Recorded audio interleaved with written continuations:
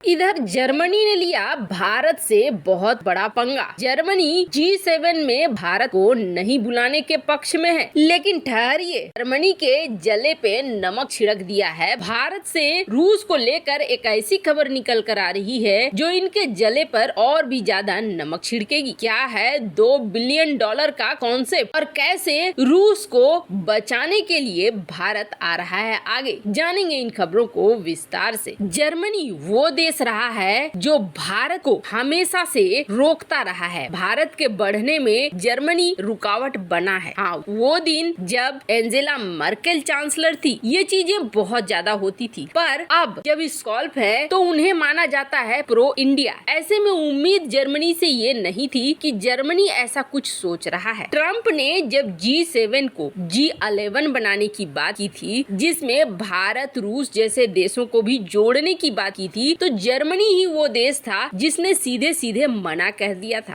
और कहा था कि नहीं, G20 तो है ही, हमें इन देशों को जोड़ने की जरूरत नहीं है। और जर्मनी का दूसरा दोगलापन देखिए, जर्मनी वो देश है जिसने यूक्रेन को नाटो में घुसने नहीं दिया। वो भी कब? जब 2008 में बिल्कुल पक्का हो गया था कि नाटो में अब यूक्रेन की एंट्री होगी, तब एंड वक्त पर जर्मनी ने मना कर दिया था। और नाटो को लेकर आज जो यूक्रेन कर रहा है, अगर 2008 में ज्वाइन हो चुका होता तो शायद इतना बड़ा युद्ध भी नहीं होता, ये सब कुछ भी नहीं होता। जर्मनी के दोगलेपन का एक और एग्जाम्पल देखिए। पहले जर्मनी वर्ल्ड फार्मेसी कहलाता था, यानी दवाइयों का सबसे बड़ा निर्यातक था, एक पावर हाउस था दुनिया में। लेकिन बाद में जर्मनी के हाथ से ये चीजें छीनने लगी। ये चीजें छीन कर किसके पास गई? तो आपको बता दे, ये चीजें छीन कर आ गई भारत के पास और भारत बन गया वर्ल्ड फार्मेसी। और इसका देखने को भी मिला कि भारत ने कैसे दुनिया को दवाइयां दी और दुनिया किस तरीके से टीके के लिए भारत पर निर्भर हुई। जब महामारी का समय आया, तब जर्मनी को जब टीके समय पे नहीं मिल रहे थे, तब जर्मनी ने ये कहा था कि हमने बहुत बड़ी गलती कर दी कि हमने भारत को वर्ल्ड फार्मेसी बना दिया। तुमने क्या बनाया? तुम तो कभी चाहते भी नहीं होगे कि तुम्हारे हाथ से ये पदवी छीने। हमारे देश के अंदर वो व्यवस्थाएं खत्म होने लगी और भारत ने उन व्यवस्थाओं को बनाना शुरू कर दिया। यही वजह कि दुनिया आज भारत को फार्मेसी के क्षेत्र में वर्ल्ड फार्मेसी मान रही है। तो जर्मनी के रुख को आप देखेंगे तो जर्मनी बोलता इस तरीके से है जैसे कि भारत उसके सामने एक गुलाम से ज्यादा कुछ भी ना हो। जर्मनी की सोच थोड़ी अलग सी है। पर अब समस्या क्या है? अब समस्या ये है कि जर्मनी वो देश है जो सबसे ज्यादा तेल और गैस खरीद रहा है रूस से। अब जर्मनी के आम लोगों को या दुनिया में बाकी लोगों को जर्मनी का ठप्पा न लग जाए, इसलिए उसे चाहिए एक ऐसा देश जिसके ऊपर सारा दोष मढ़ा जा सके। तो दुनिया, जो पश्चिमी दुनिया है, वो ये कर रही है कि भारत को शो कर रही है कि भारत रूस का दोस्त है और भारत ने रूस के साथ दोस्ती नहीं तोड़ी है, इसलिए सब चीजों का जिम्मेदार भारत ही है। भारत की वजह से फंड मिल रहा है रूस को। हालांकि डॉक्टर एस जयशंकर ने बहुत ही कड़े शब्दों में, आप इंटरव्यू देखेंगे तो चौंक जाएंगे। इस इंटरव्यू में डॉक्टर एस जयशंकर ने बिल्कुल धोसा दिया है और इतने कड़े शब्दों में जिस तरीके से आंसर दिया है कि इस तरह के आंसर सुनने के आदी नहीं है ये लोग। अब ऐसे में जर्मनी ने ये प्लान करना शुरू कर दिया है कि हम G7 देश की जो मीटिंग होती है, जिसमें ऑब्जर्वर के तौर पर हम आज तक बुलाते आए हैं, भारत को इस बार हम लोग नहीं बुलाएंगे। और ये G7 की बैठक कहाँ हो रही है? ये बैठक इस बार हो रही है, होस्ट कर रहा है जर्मनी। तो जर्मनी में होगी ये बैठक जिसमें भारत को नहीं बुलाने पर विचार कर रहा है जर्मनी। इससे भारत को क्या नुकसान होगा? तो आपको बता दें, भारत को इससे घंटा नुकसान होगा। भारत आगे बढ़ रहा है और आगे बढ़ेगा, लेकिन हाँ, भारत के पास एक और मौका आ जाएगा। और वो मौका क्या आएगा कि अगर जर्मनी G7 में नहीं बुलाता है तो फिर भारत ब्रिक्स में जाएगा और ब्रिक्स में जाएगा मतलब चीन रूस की बैठक पहुंचेगा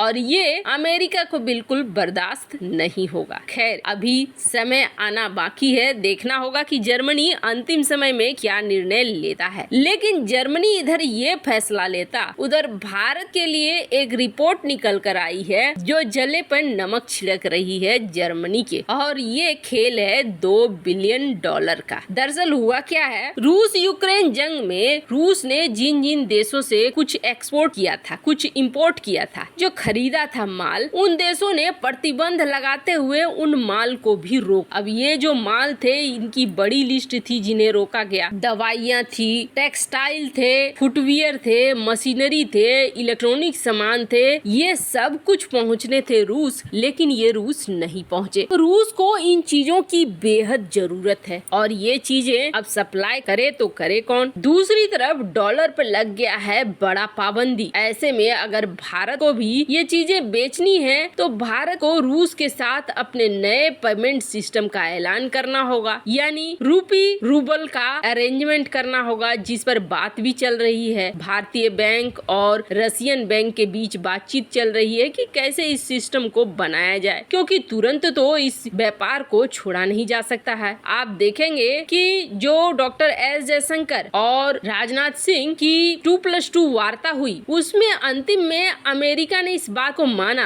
अमेरिका ने कहा कि रूस और भारत का रिश्ता काफी पुराना है। ये रिश्ता तब बना था जब भारत के साथ अमेरिका रिश्ते बनाने में सक्षम नहीं था। ये बात ब्लिंकन ने खास तौर पर कही। पर अब इन सब के बीच में स्क्रीन पर आप देख सकते हैं खबर ये आ रही है कि भारत 2 बिलियन के जो ये सामान है अटके पड़े हैं रूस को एक्सपोर्ट करेगा। ये रूस की बेहद जरूरत वाली चीजें हैं। ऐसे में रूस को ये तत्काल एक्सपोर्ट भारत करेगा। अब बड़ी बात ये है कि इससे वेस्टर्न जगत और कितना चिढ़ता है ये भी देखनी होगी। वैसे आपको क्या लगता है, भारत ये करके सही कर रहा है या नहीं? कमेंट कर अपनी राय जरूर बताएं। जल्द मिलते हैं अगले वीडियो में नई खबर के साथ।